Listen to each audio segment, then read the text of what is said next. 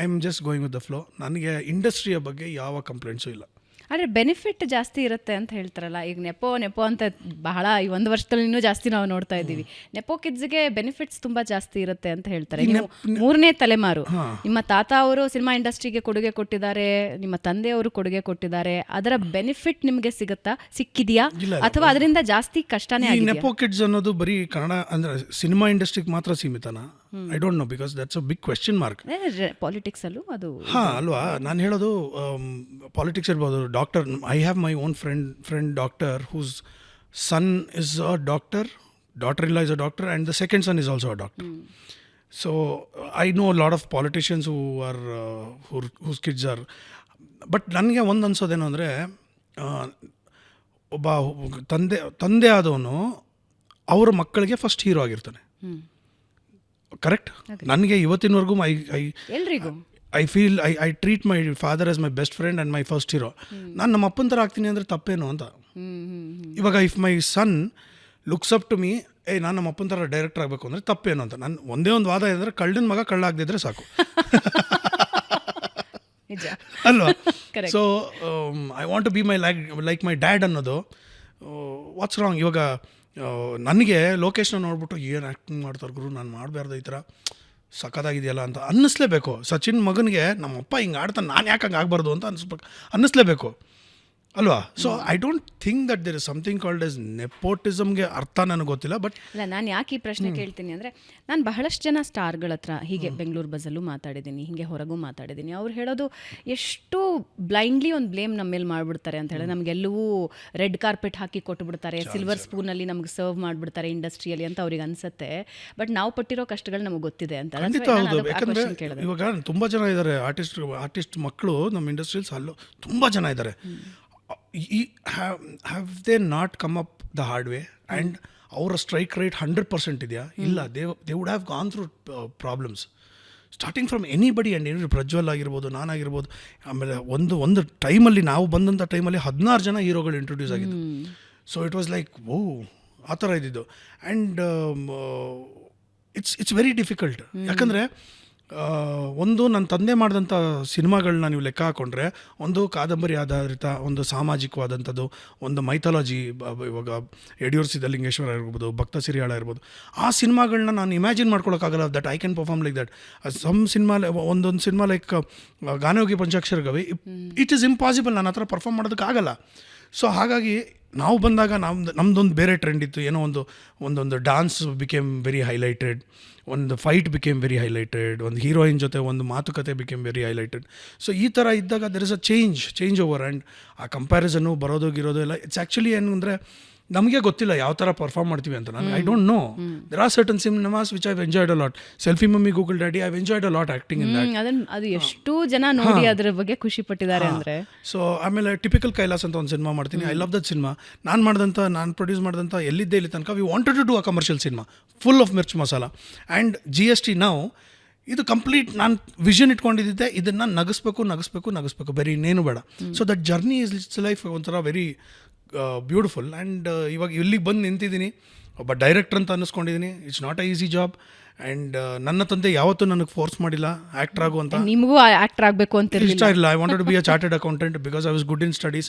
And ನನ್ನ ಮಗನ್ನ ಈ ಸಿನಿಮಾದಲ್ಲಿ ಕ್ಯಾಸ್ಟ್ ಮಾಡಬೇಕು ಅಂತಲೇ ಇರಲಿಲ್ಲ.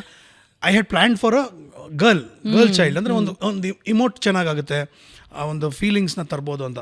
ಆಮೇಲೆ ಇವನ ಒಂದು ಎಂಥೂಸಿಯಾಸಮ್ ನೋಡಿದ್ಮೇಲೆ ನಾನು ವೈ ಕಾಂಟ್ ಐ ಟ್ರೈ ಅಂತ ಸಿನಿಮಾ ಮಾಡಿ ಎಲ್ಲ ಆದಮೇಲೆ ಗೊತ್ತಾಗಿದ್ದು, ಓ ಇದು 4ನೇ ತಲೆಮಾರಲ್ವ ಗುರು, ಗೊತ್ತೇ ಆಗಿಲ್ಲ ನಮಗೆ. ಹೌದು ವೀಕ್ಷಕರೇ, ಈ ಮೂವಿಯಲ್ಲಿ ಸೃಜನ್ ಅವರ ಮಗ ಇಂಟ್ರೊಡ್ಯೂಸ್ ಆಗ್ತಾ ಇದ್ದಾನೆ. ಆ್ಯಂಡ್ ಸೃಜನ್ ಅವರಿಗೆ ಆಶ್ಚರ್ಯ ಇದೆ, ಮಗ ಈ ರೇಂಜ್ಗೆ ಡಬ್ಬಿಂಗ್ ಬಗ್ಗೆ ಎಲ್ಲ ನೀವು ಮಾತಾಡಿದ್ದೀರಾ. ಹಿ ಡಿಡ್ ಫ್ಯಾಂಟಾಸ್ಟಿಕ್ ಅಂತ. ನನಗೆ I feel he's a very lucky person for me. ಏನಕ್ಕೆ ಅಂದರೆ, ನಾನು ಬಿಗ್ ಬಾಸಿಂದ ಬಂದಮೇಲೆ ಸರಿಸುಮಾರು 3 ತಿಂಗಳ ಕಾಲ ಬರೀ ಮಜಾ ಟಾಕೀಸ್ನ ಸ್ಕ್ರಿಪ್ಟು ಗಿಫ್ಟು ಎಲ್ಲ ಮಾತಾಡ್ತಾ ಇದ್ವಿ. ಮುಂದಕ್ಕೆ ಹೋಗ್ತಲ್ಲ ಪ್ರಾಜೆಕ್ಟ್. ಇದೇ ಇದರಲ್ಲಿ ಒಂದಿನ I took my wife to scanning. They said you have to go and consult the doctor immediately. Doctor is like, ಇವತ್ತು ಆಪ್ರೇಟ್ ಆಗಲೇಬೇಕು ನೋ ಮ್ಯಾಟರ್ ವಾಟ್. ಆಮೇಲೆ ಅವಳಿಗೆ ಇಷ್ಟ ಇಲ್ಲ, ಅವಳಿಗೆ ನಾರ್ಮಲ್ ಡೆಲಿವರಿ ಆಗಬೇಕು ಅಂತ.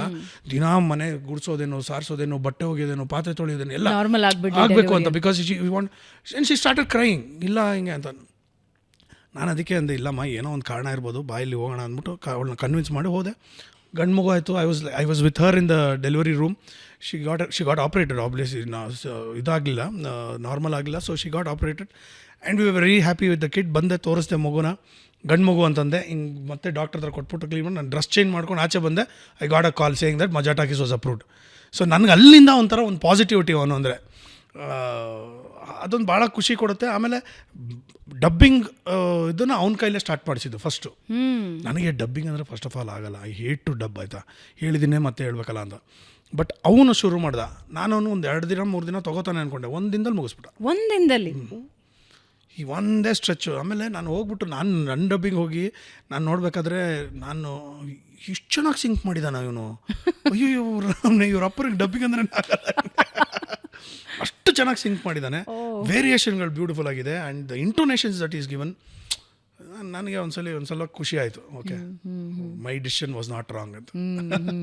4 ಜನರೇಷನ್ ಅಂದರೆ ಕೇಳೋದಕ್ಕೆ ಗೂಸ್ ಬಂಪ್ಸ್ ಆಗುತ್ತೆ. ಅಂದರೆ ತಾತ, ಅಪ್ಪ, ನೀವು, ಈಗ ಮಗ, 8 ಮೂವೀಸ್, 8 ಆ್ಯಕ್ಟಿಂಗ್. ಸುಮ್ಮನೆ ಹಿಂಗೆ ಕೂತು ಯೋಚನೆ ಮಾಡಿದಾಗ ಏನು how you feel as a father, as a son, as a grandson, ಏನು ಅನ್ಸುತ್ತೆ? See, my grandfather was a superstar. My father was a ultimate star because ಅವರ ಕಾಲದಲ್ಲಿ ಹೈಯೆಸ್ಟ್ ರೆಮ್ಯುನರೇಷನ್ ತೊಗೊಂಡಂಥ ಹೀರೋ ಅವರು, ಆಯಿತಾ.